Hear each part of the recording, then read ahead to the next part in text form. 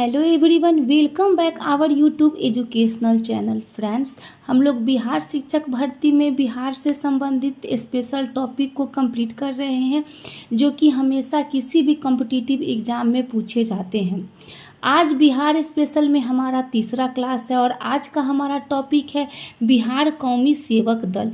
इससे पहले हमने बहुत सारे छोटे छोटे टॉपिक को कंप्लीट कर लिया है, जो कि बिहार से संबंधित है और हमेशा बीपीएससी में ज़्यादातर उससे क्वेश्चन पूछे जाते हैं।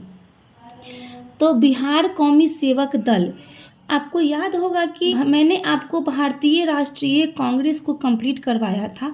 तो वो जो भारतीय राष्ट्रीय कांग्रेस की जो वर्किंग कमेटी थी, उसने आदेश दिया कि बिहार के अंदर जो प्रांतीय कांग्रेस है, मैं आपको प्रांतीय कांग्रेस भी पढ़ा चुकी हूँ, तो जो बिहार के अंदर जो प्रांतीय कांग्रेस है वो 27 नवंबर को बिहार कौमी सेवक दल की स्थापना करेगा। तो क्वेश्चन पूछता है कि बिहार कौमी सेवक दल की स्थापना किसने की थी? तो इसकी स्थापना जो है बिहार प्रांतीय कांग्रेस कमेटी ने की थी। तो ये बात आपको याद रखना होगा कि बिहार कौमी सेवक दल की स्थापना बिहार प्रांतीय कांग्रेस कमेटी ने की थी। और कब की थी? तो 27 नवंबर 1921 को की थी। और ये बिहार कौमी सेवक दल का कार्य था क्या? तो इसका कार्य था कि पूरे बिहार में शांति बनाए रखना। और इसका सबसे प्रमुख कार्य था कि हिंदू मुस्लिमों के बीच दंगे न हो, हिंदू मुस्लिमों के बीच सौहार्द बना रहे, हिंदू मुसलमानों में एकता बनी रहे। इस संगठन के जो सदस्य थे, ये सदस्यों को जितनी भी प्रॉब्लम होती थी उसको सॉल्व करते थे ये। उसके बाद हिंदू मुस्लिमों के बीच गतिरोध को ये दूर करते थे, अहिंसा का प्रतिज्ञा लेते थे। कौन लेते थे? तो बिहार कौमी सेवक दल। उसके बाद जो बिहार कौमी सेवक दल का मुख्यालय कहाँ था? तो इसका मुख्यालय था मुजफ्फरपुर।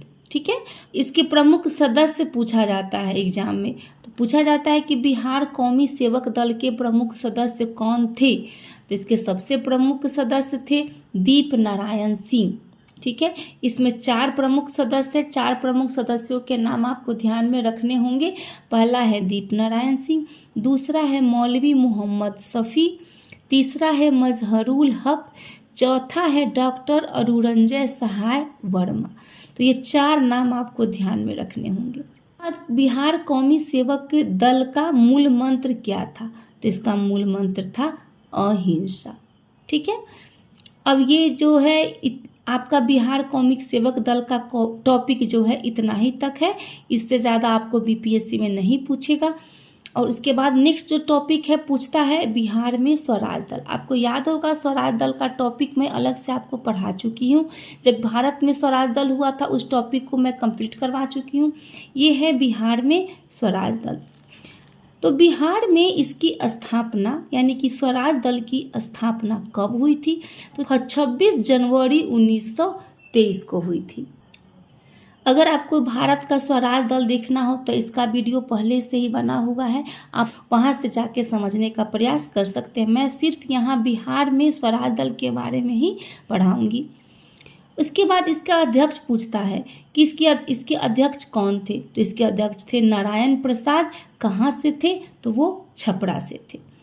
अब पूछता है कि इसकी पहली बैठक कब और कहाँ हुई थी?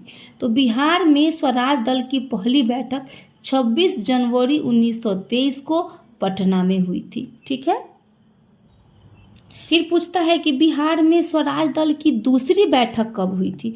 तो दूसरी बैठक हुई थी 9 मार्च 1923 को हुई थी।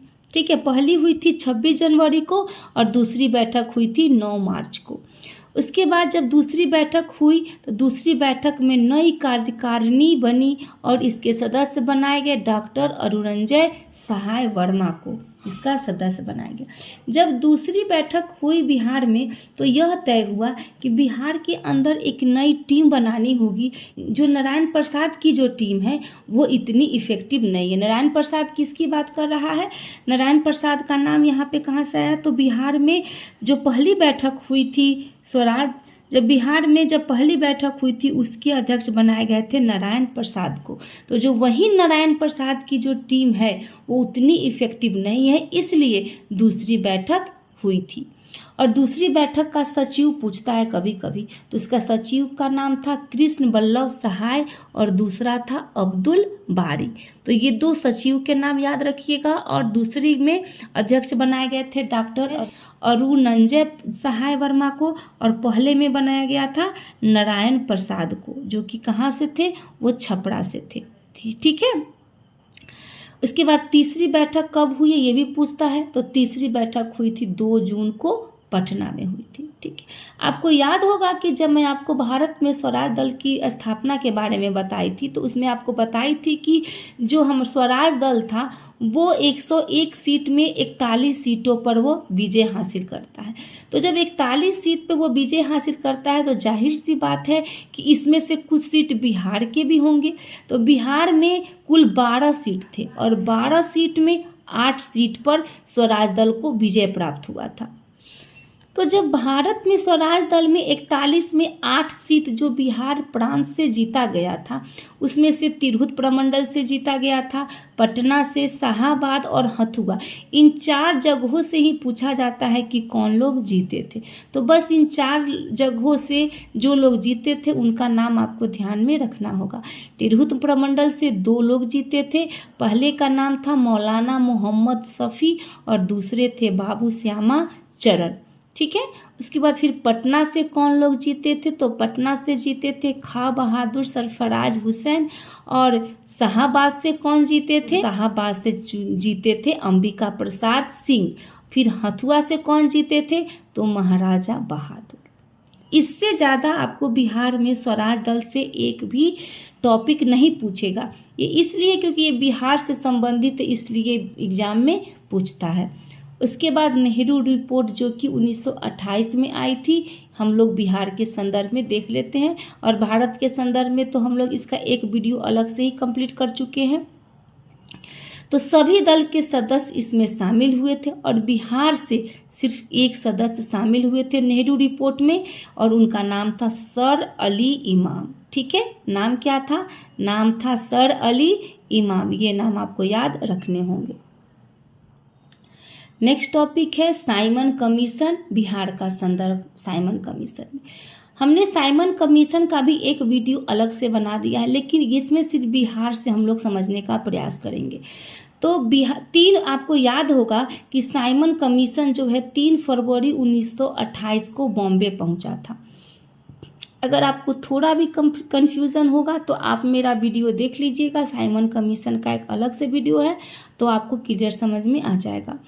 तो 3 फरवरी 1928 को जब साइमन कमीशन बॉम्बे पहुंचा, बॉम्बे के बाद फिर वो दिल्ली पहुंचा, दिल्ली के बाद वो लखनऊ गया और लखनऊ से वो पटना पहुंचा। आपको याद होगा कि हर जगह उसे काला झंडा दिखाकर उसका स्वागत किया गया और साइमन गो बैक का नारा लगाया गया। जब ये पटना पहुंचा तो पटना में भी, पटना कब पहुंचा तो ये पूछा जाता है, तो पटना पहुंचा है वो 12 दिसंबर 1928 को। और जब 12 दिसंबर 1928 को पटना पहुंचता है उससे पहले ही पटना में बैठक होती है, और पटना में जब बैठक होती है तो उसके अध्यक्ष बनाए जाते हैं सर अली इमाम को उसके अध्यक्ष बनाए जाते हैं। आपको ध्यान में है ना कि जब नेहरू रिपोर्ट हुआ था तो नेहरू रिपोर्ट में बिहार से भी यही शामिल हुए थे, सर अली इमाम। जब ये बैठक में सर अली इमाम अध्यक्ष बनाए जाते हैं तो ये जो है ये नारा लगाते हैं साइमन गो बैक का, और ये भी काला झंडा लेकर इसका स्वागत करते हैं। किसका स्वागत करते हैं, तो साइमन कमीशन का। और आपको याद होगा कि जब वो पटना जाता है, पटना से फिर ये कलकत्ता जाता है, और कलकत्ता से ये उड़ीसा से कराची जाता है, कराची से फिर लाहौर जाता है, और लाहौर के बाद वो लंदन चला जाता है। तो उसके बाद अगर पूछता है कि इसका विरोध बिहार में पटना में किसने किया था, तो सर अली इमाम जो थे इसका विरोध किए थे, और विरोध का अध्यक्ष किसको बनाया गया था, तो सर अली इमाम को। और एक और क्वेश्चन पूछता है कि कौन से ऐसे व्यक्ति थे जो साइमन कमीशन का स्वागत किया था, कहाँ पे? तो बिहार में। तो बिहार में डुमराव महाराज ने साइमन कमीशन का स्वागत किया था और फिर 19 दिसंबर 1928 को वो कलकत्ता चला जाता है। तो मैं आपको बता ही चुकी हूँ कि पटना से ये कहाँ जाता है, तो पटना से ये कलकत्ता जाता है, कलकत्ता से ये उड़ीसा, फिर कराची, फिर लाहौर और फिर लंदन। इससे ज़्यादा आपको इस टॉपिक से नहीं पूछा जाएगा। अब जो नेक्स्ट टॉपिक है वो है बिहार युवक संघ। ठीक है, बिहार युवक संघ क्या है? तो 1928 में बिहारी छात्र सम्मेलन की बैठक मोतिहारी में बुलाई गई और इसी बैठक में बिहार युवक संघ की स्थापना हुई। ठीक है, तो याद रखिएगा कि बिहार युवक संघ की स्थापना कब हुई है?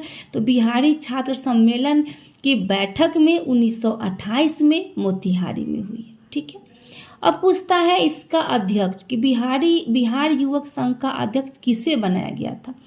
तो बिहार युवक संघ का अध्यक्ष पंडित प्रजापति मिश्रा को बनाया गया था। और कभी कभी सचिव पूछ देता है, तो इसके सचिव बनाए गए थे प्रोफेसर ज्ञान साहा को।